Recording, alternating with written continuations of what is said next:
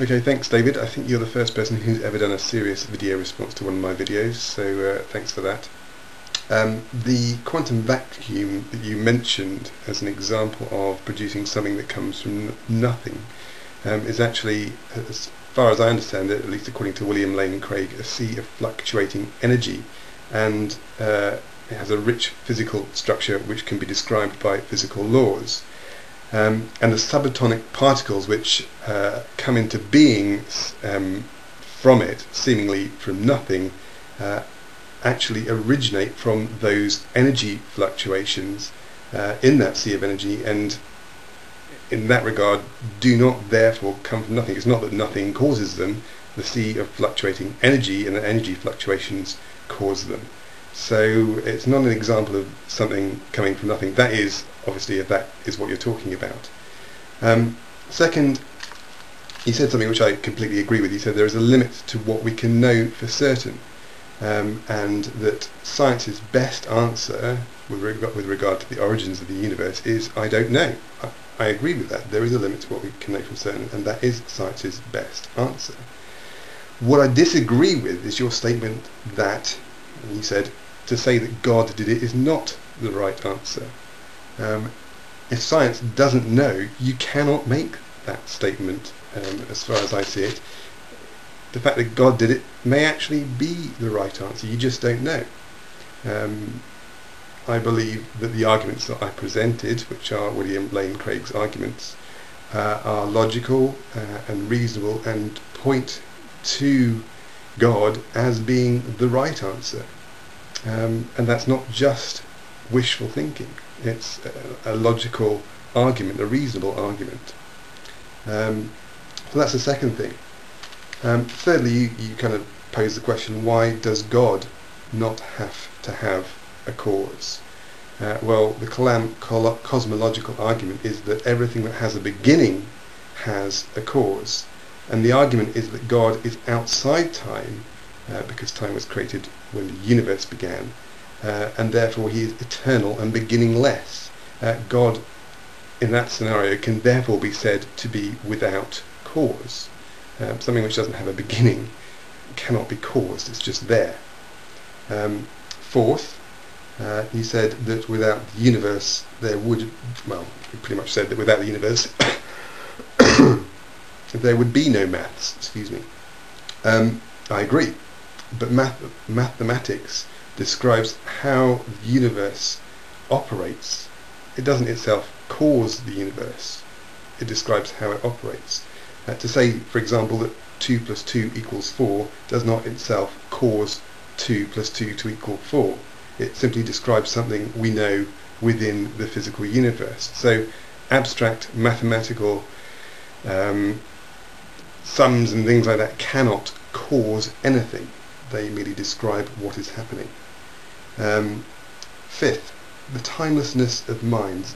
Just to clarify, I didn't say that all minds were timeless, but that a mind could be timeless. Obviously it's not something I can prove to you. It's something that I said could be a possibility. But you said the assertion that a mind is some non-physical entity is completely and utterly wrong.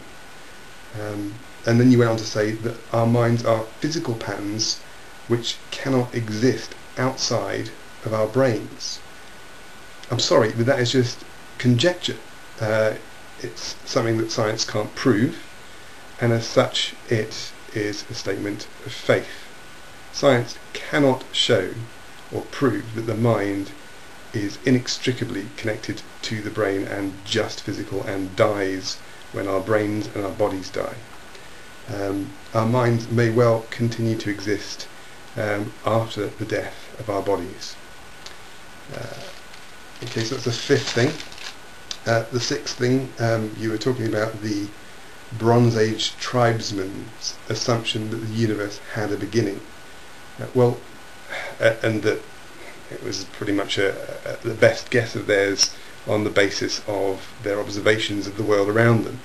Well, that wasn't the only pre-scientific explanation for the universe. It wasn't the only alternative. The Greeks thought, as I mentioned in my previous video, that actually the universe was eternal, and that was the assumption right up until the first half, I guess, of the 20th century, even in the face of everyday evidence for cause and effect. So, I mean, that's a minor point, but it's worth saying. So I've got my notes here. Seventh, you said that I was reinterpreting Scripture to fit what we now know. Absolutely not. But I am seeking to understand it in the light of scientific discoveries, and there is no contradiction. Science and the first few verses that I quoted from Genesis can stand comfortably together, very snugly together, which is what I was trying to demonstrate. And it fits comfortably together even though Scripture goes beyond, and I admit that, it goes beyond what science can know in attributing the cause of the universe to God. So I hope that clears it up. But the Bible code analogy is, well, simply misleading. You can read anything into the Bible code after the event. I've read that with the book, well, both of the books. I don't know why I bothered to read the second one, but I read the first one. You can read anything into it after the event. You cannot do the same with the words of Scripture taken as they are. For example, if the Bible had stated in the first few verses of Genesis, which it doesn't, that the universe was co-eternal with God, that it didn't have a beginning, that would be wrong in the light of what science in the 20th century up until the present day has discovered. So the Bible code analogy is misleading. Lastly, regarding the whole universe being filled with light thing, well, I was quoting a Nobel Prize winning physicist, a man called Steven Weinberg, who said that the universe was filled with light. Now, you say differently. Which one should I believe? So anyway, in a nutshell, that's my response to your video, and you're welcome to come back to me on all of that. But yeah, thanks for taking the time to do a response. Cheers. Bye.